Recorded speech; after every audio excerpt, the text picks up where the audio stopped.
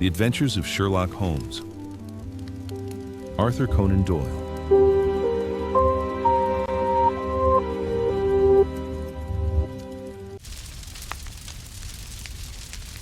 A Case of Identity. "My dear fellow," said Sherlock Holmes as we sat on either side of the fire in his lodgings at Baker Street, "life is infinitely stranger than anything which the mind of man could invent. We would not dare to conceive the things which are really mere commonplaces of existence.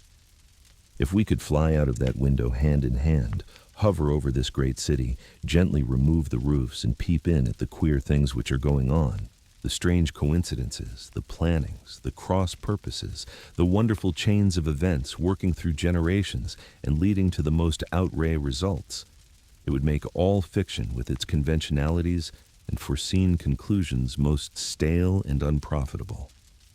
And yet I am not convinced of it," I answered.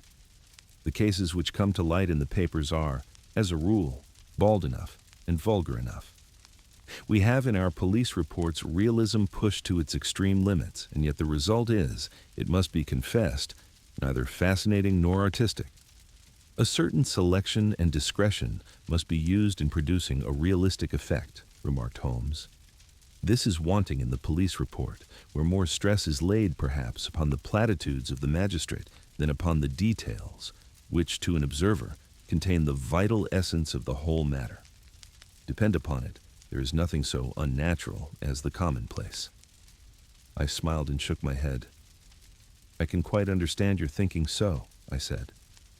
"Of course, in your position of unofficial advisor and helper to everybody who is absolutely puzzled, throughout 3 continents, you are brought in contact with all that is strange and bizarre.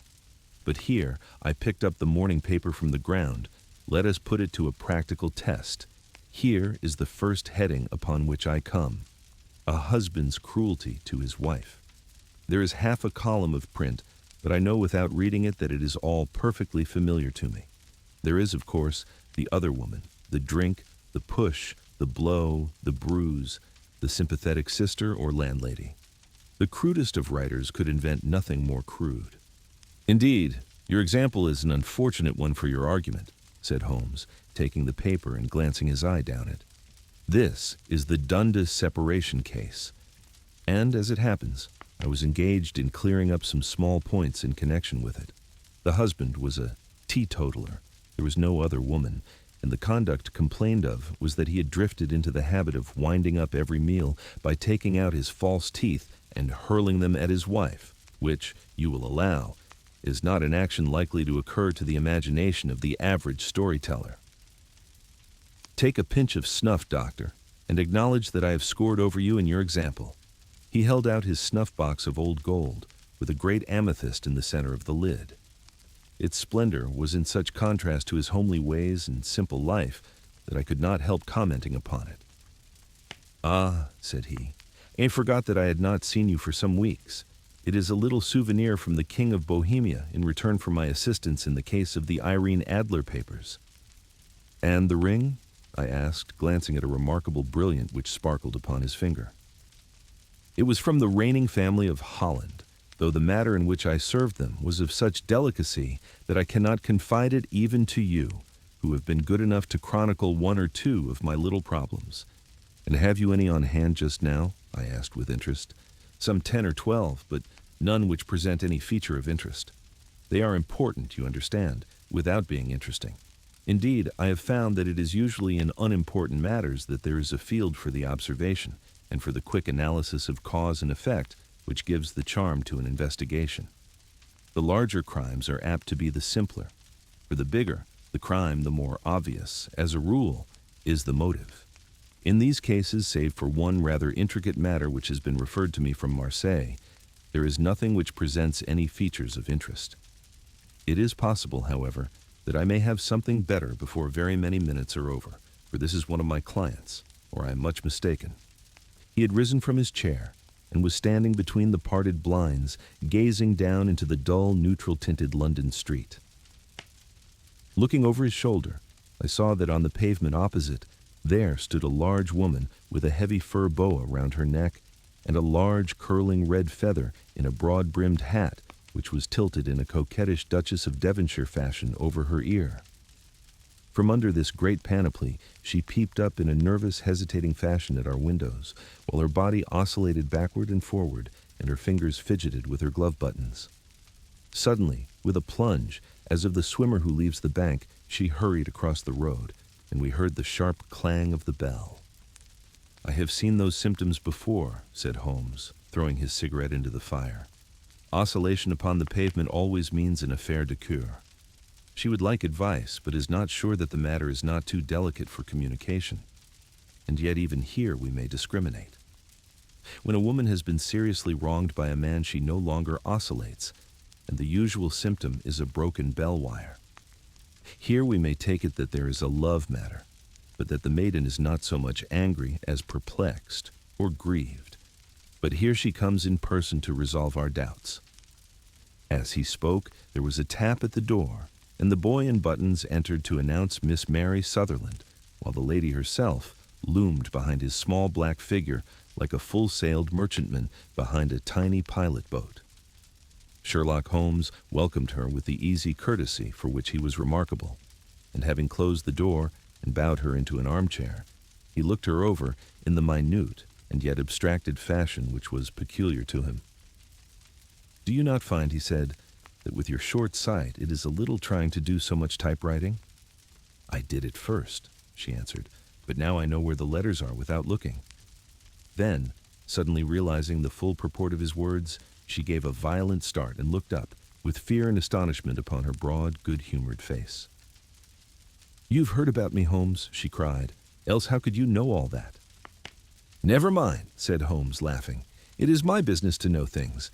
Perhaps I have trained myself to see what others overlook. If not, why should you come to consult me?" "I came to you, sir, because I heard of you from Etheridge, whose husband you found so easy when the police and everyone had given him up for dead. Oh, Holmes, I wish you would do as much for me.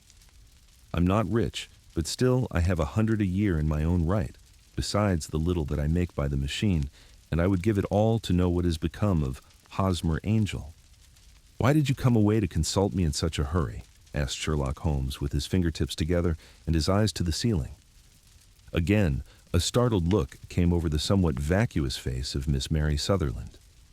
"Yes, I did bang out of the house," she said, "for it made me angry to see the easy way in which Windybank, that is, my father, took it all. He would not go to the police, and he would not go to you. And so at last, as he would do nothing and kept on saying that there was no harm done, it made me mad, and I just on with my things and came right away to you." "Your father," said Holmes. "Your stepfather, surely, since the name is different." "Yes, my stepfather. I call him father, though it sounds funny too, for he is only 5 years and 2 months older than myself." "And your mother's alive?" "Oh yes, mother's alive and well. I wasn't best pleased, Holmes, when she married again so soon after father's death, and a man who was nearly 15 years younger than herself. Father was a plumber in the Tottenham Court Road, and he left a tidy business behind him, which mother carried on with Hardy, the foreman. But when Windybank came, he made her sell the business, for he was very superior, being a traveler in wines. They got £4,700 for the goodwill and interest, which wasn't near as much as father could have got if he'd been alive. I had expected to see Sherlock Holmes impatient under this rambling and inconsequential narrative, but on the contrary, he had listened with the greatest concentration of attention. "Your own little income," he asked, "does it come out of the business?" "Oh, no, sir. It is quite separate, and was left me by my Uncle Ned in Auckland. It is in New Zealand stock, paying 4.5%. £2,500 was the amount, but I can only touch the interest." "You interest me extremely," said Holmes. "And since you draw so large a sum as 100 a year, with what you earn into the bargain, you no doubt travel a little and indulge yourself in every way. I believe that a single lady can get on very nicely upon an income of about £60. I could do with much less than that, Holmes, but you understand that as long as I live at home, I don't wish to be a burden to them, and so they have the use of the money just while I am staying with them. Of course, that is only just for the time. Windybank draws my interest every quarter and pays it over to mother, and I find that I can do pretty well with what I earn at typewriting. It brings me 2 pence a sheet, and I can often do from 15 to 20 sheets in a day." "You have made your position very clear to me," said Holmes. "This is my friend, Watson, before whom you can speak as freely as before myself. Kindly tell us now all about your connection with Hosmer Angel." A flush stole over Miss Sutherland's face, and she picked nervously at the fringe of her jacket. "I met him first at the gasfitters' ball," she said. "They used to send Father tickets when he was alive, and then afterwards they remembered us and sent them to Mother. Windybank did not wish us to go. He never did wish us to go anywhere. He would get quite mad if I wanted so much as to join a Sunday school treat. But this time I was set on going, and I would go. For what right had he to prevent? He said the folk were not fit for us to know when all Father's friends were to be there. And he said that I had nothing fit to wear when I had my purple plush that I had never so much as taken out of the drawer. At last, when nothing else would do, he went off to France upon the business of the firm. But we went, Mother and I, with Hardy, who used to be our foreman, and it was there I met Hosmer Angel." "I suppose," said Holmes, "that when Windybank came back from France, he was very annoyed at your having gone to the ball." "Oh, well, he was very good about it. He laughed, I remember, and shrugged his shoulders and said there was no use denying anything to a woman, for she would have her way." "I see. Then at the gasfitters' ball you met, as I understand, a gentleman called Hosmer Angel." "Yes, sir. I met him that night, and he called next day to ask if we'd got home all safe, and after that we met him. That is to say, Holmes, I met him twice for walks, but after that Father came back again, and Hosmer Angel could not come to the house any more." "No? Well, you know Father didn't like anything of the sort. He wouldn't have any visitors if he could help it, and he used to say that a woman should be happy in her own family circle. But then, as I used to say to Mother, a woman wants her own circle to begin with, and I had not got mine yet." "But how about Hosmer Angel? Did he make no attempt to see you?"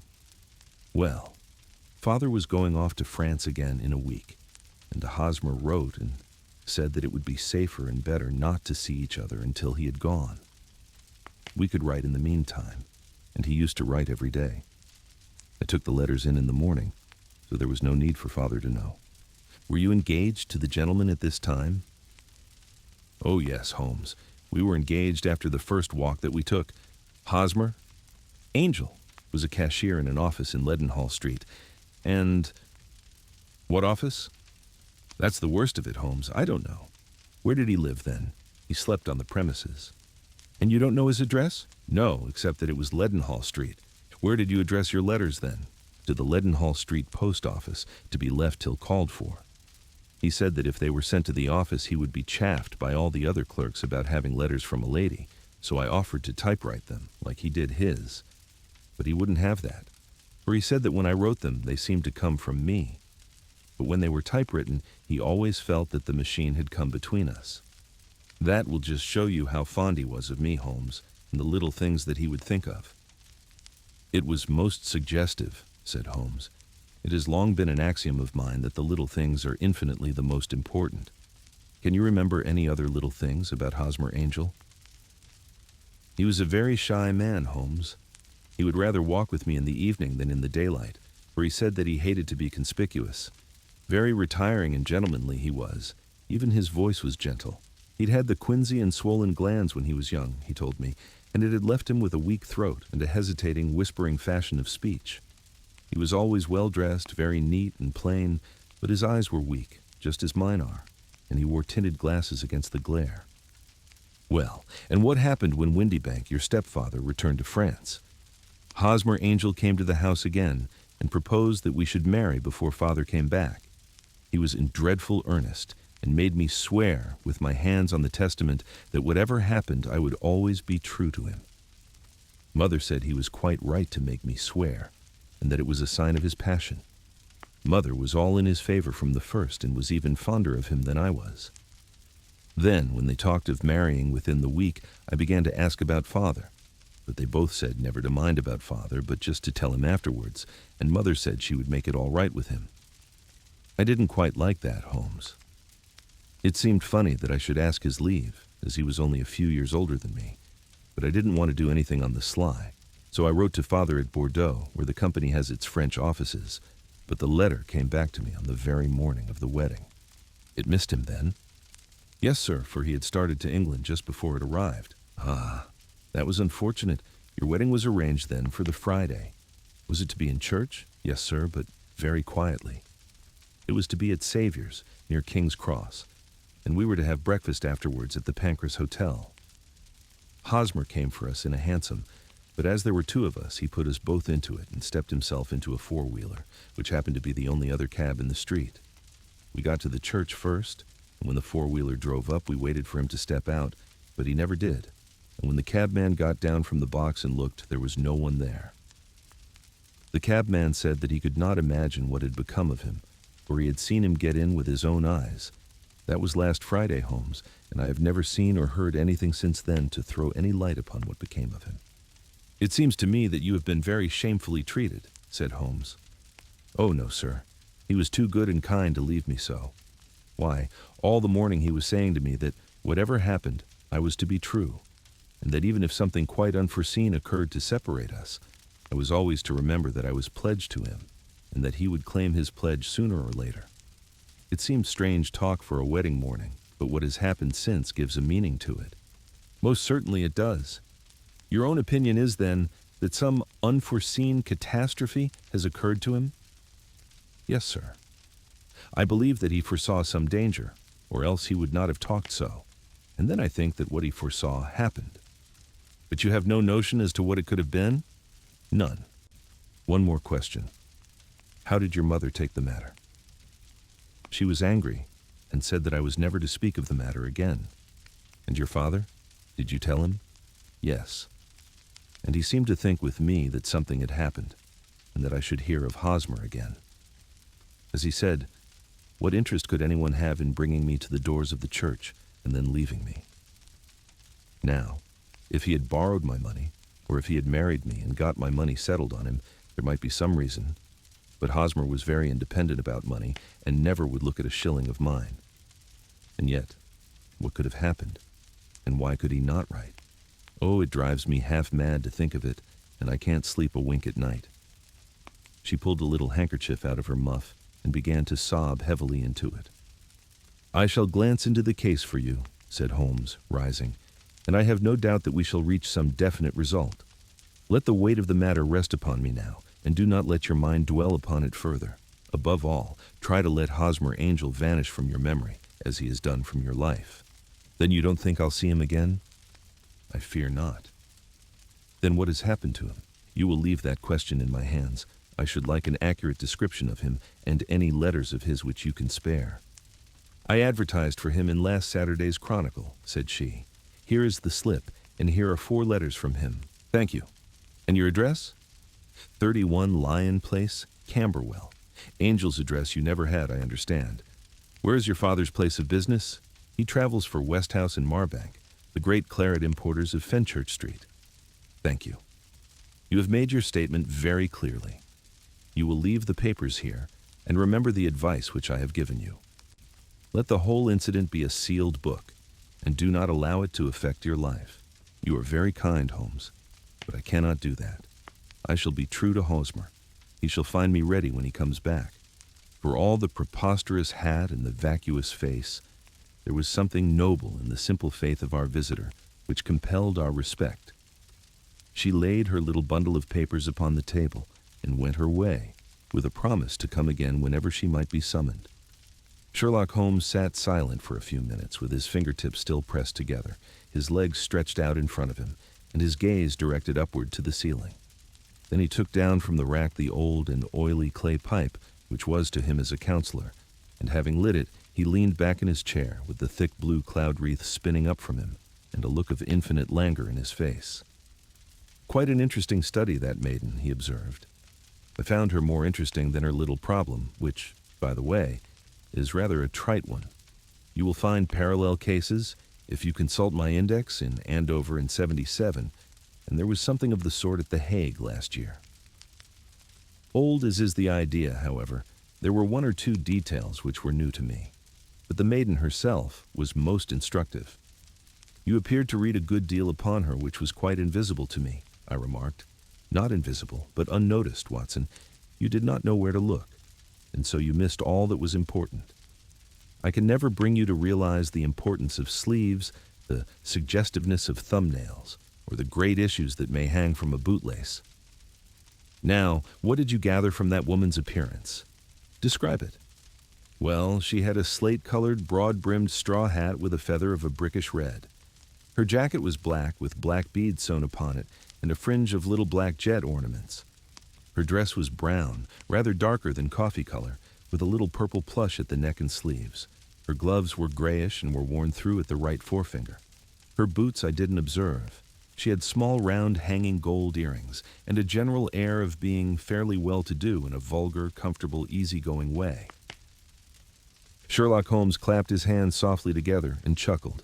"'Pon my word, Watson, you are coming along wonderfully. You have really done very well indeed. It is true that you have missed everything of importance, but you have hit upon the method, and you have a quick eye for color. Never trust to general impressions, my boy, but concentrate yourself upon details. My first glance is always at a woman's sleeve. In a man, it is perhaps better first to take the knee of the trouser. As you observe, this woman had plush upon her sleeves, which is a most useful material for showing traces. The double line a little above the wrist, where the typewriter presses against the table, was beautifully defined. The sewing machine, of the hand type, leaves a similar mark, but only on the left arm, and on the side of it farthest from the thumb, instead of being right across the broadest part, as this was. I then glanced at her face, and, observing the dint of a pince-nez at either side of her nose, I ventured a remark upon short sight and typewriting, which seemed to surprise her. It surprised me. But surely it was obvious. I was then much surprised and interested on glancing down to observe that, though the boots which she was wearing were not unlike each other, they were really odd ones, the one having a slightly decorated toe cap and the other a plain one. One was buttoned only in the 2 lower buttons out of 5, and the other at the 1st, 3rd, and 5th. Now, when you see that a young lady, otherwise neatly dressed, has come away from home with odd boots, half-buttoned, it is no great deduction to say that she came away in a hurry. And what else? I asked, keenly interested, as I always was, by my friend's incisive reasoning. I noted in passing that she had written a note before leaving home, but after being fully dressed. You observed that her right glove was torn at the forefinger, but you did not apparently see that both glove and finger were stained with violet ink. She had written in a hurry and dipped her pen too deep. It must have been this morning, or the mark would not remain clear upon the finger. All this is amusing, though rather elementary. But I must go back to business, Watson. Would you mind reading me the advertised description of Hosmer Angel? I held the little printed slip to the light. Missing, it said, on the morning of the 14th, a gentleman named Hosmer Angel, about 5'7" in height, strongly built, sallow complexion, black hair, a little bald in the center, bushy black side whiskers and mustache, tinted glasses, slight infirmity of speech. Was dressed, when last seen, in black frock coat faced with silk, black waistcoat, gold Albert chain, and gray Harris tweed trousers with brown gaiters over elastic-sided boots. Known to have been employed in an office in Leadenhall Street. Anybody bringing... That will do, said Holmes. As to the letters, he continued, glancing over them, they are very commonplace. Absolutely no clue in them to Angel, save that he quotes Balzac once. There is one remarkable point, however, which will no doubt strike you. They are typewritten, I remarked. Not only that, but the signature is typewritten. Look at the neat little Hosmer Angel at the bottom. There is a date, you see, but no superscription except Leadenhall Street, which is rather vague. The point about the signature is very suggestive. In fact, we may call it conclusive. Of what, my dear fellow? Is it possible you do not see how strongly it bears upon the case? I cannot say that I do, unless it were that he wished to be able to deny his signature if an action for breach of promise were instituted. No, that was not the point. However, I shall write 2 letters which should settle the matter. One is to a firm in the city, the other is to the young lady's stepfather, Windibank, asking him whether he could meet us here at 6 o'clock tomorrow evening. It is just as well that we should do business with the male relatives. And now, Doctor, We can do nothing until the answers to those letters come, so we may put our little problem upon the shelf for the interim. I'd had so many reasons to believe in my friend's subtle powers of reasoning and extraordinary energy in action that I felt that he must have some solid grounds for the assured and easy demeanor with which he treated the singular mystery which he had been called upon to fathom. Once only had I known him to fail in the case of the King of Bohemia and of the Irene Adler photograph. But when I looked back to the weird business of the sign of 4 and the extraordinary circumstances connected with the study in scarlet, I felt that it would be a strange tangle indeed which he could not unravel. I left him then, still puffing at his black clay pipe, with the conviction that when I came again on the next evening, I would find that he held in his hands all the clues which would lead up to the identity of the disappearing bridegroom of Miss Mary Sutherland. A professional case of great gravity was engaging my own attention at the time, and the whole of next day I was busy at the bedside of the sufferer. It was not until close upon 6 o'clock that I found myself free and was able to spring into a hansom and drive to Baker Street, half afraid that I might be too late to assist at the denouement of the little mystery. I found Sherlock Holmes alone, however, half asleep, with his long, thin form curled up in the recesses of his armchair. A formidable array of bottles and test tubes, with the pungent, cleanly smell of hydrochloric acid, told me that he had spent his day in the chemical work which was so dear to him. "Well, have you solved it?" I asked as I entered. "Yes, it was the bisulfate of baryta." No, the mystery," I cried. "Oh, that." "I thought of the salt that I have been working upon. There was never any mystery in the matter, though, as I said yesterday, some of the details are of interest. The only drawback is that there is no law, I fear, that can touch the scoundrel. Who was he then, and what was his object in deserting Miss Sutherland?" The question was hardly out of my mouth, and Holmes had not yet opened his lips to reply when we heard a heavy footfall in the passage and a tap at the door. "This is the girl's stepfather, James Windybank," said Holmes. "He has written to me to say that he would be here at 6. Come in." The man who entered was a sturdy, middle-sized fellow, some 30 years of age, clean-shaven and sallow-skinned, with a bland, insinuating manner and a pair of wonderfully sharp and penetrating gray eyes. He shot a questioning glance at each of us, placed his shiny top hat upon the sideboard, and with a slight bow sidled down into the nearest chair. "Good evening, James Windybank," said Holmes. "I think that this typewritten letter is from you, in which you made an appointment with me for 6 o'clock. "Yes, sir. I'm afraid that I'm a little late, but I'm not quite my own master, you know. I'm sorry that Miss Sutherland has troubled you about this little matter, for I think it is far better not to wash linen of the sort in public. It was quite against my wishes that she came, but she is a very excitable, impulsive girl, as you may have noticed, and she is not easily controlled when she has made up her mind on a point. Of course, I did not mind you so much, as you are not connected with the official police, but it is not pleasant to have a family misfortune like this noised abroad. Besides, it is a useless expense, for how could you possibly find this Hosmer Angel?" "On the contrary," said Holmes quietly, "I have every reason to believe that I will succeed in discovering Hosmer Angel." Windybank gave a violent start and dropped his gloves. "I'm delighted to hear it," he said. "It is a curious thing," remarked Holmes, "that a typewriter has really quite as much individuality as a man's handwriting. Unless they are quite new, no two of them write exactly alike. Some letters get more worn than others, and some wear only on one side. Now, you remark in this note of yours, Windybank, that in every case there is some little slurring over of the E, and a slight defect in the tail of the R. There are 14 other characteristics, but those are the more obvious. We do all our correspondence with this machine at the office, and no doubt it is a little worn," our visitor answered, glancing keenly at Holmes with his bright little eyes.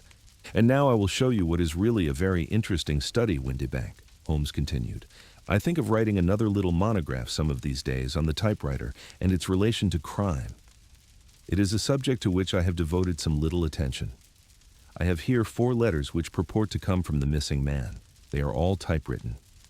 In each case, not only are the E's slurred and the R's tailless, but you will observe, if you care to use my magnifying lens, that the 14 other characteristics to which I have alluded are there as well. Windibank sprang out of his chair and picked up his hat. "I cannot waste time over this sort of fantastic talk, Holmes," he said. "If you can catch the man, catch him, and let me know when you have done it." "Certainly," said Holmes, stepping over and turning the key in the door. "I let you know, then, that I have caught him." "What? Where?" shouted Windibank, turning white to his lips and glancing about him like a rat in a trap. "Oh, it won't do. Really it won't," said Holmes suavely. "There is no possible getting out of it, Windibank. It is quite too transparent, and it was a very bad compliment when you said that it was impossible for me to solve so simple a question. That's right. Sit down and let us talk it over." Our visitor collapsed into a chair with a ghastly face and a glitter of moisture on his brow. It's not actionable," he stammered. "I'm very much afraid that it is not. But between ourselves, Windibank, it was as cruel and selfish and heartless a trick in a petty way as ever came before me. Now, let me just run over the course of events, and you will contradict me if I go wrong." The man sat huddled up in his chair with his head sunk upon his breast, like one who is utterly crushed. Holmes stuck his feet up on the corner of the mantelpiece, and leaning back with his hands in his pockets, began talking, rather to himself, as it seemed, than to us.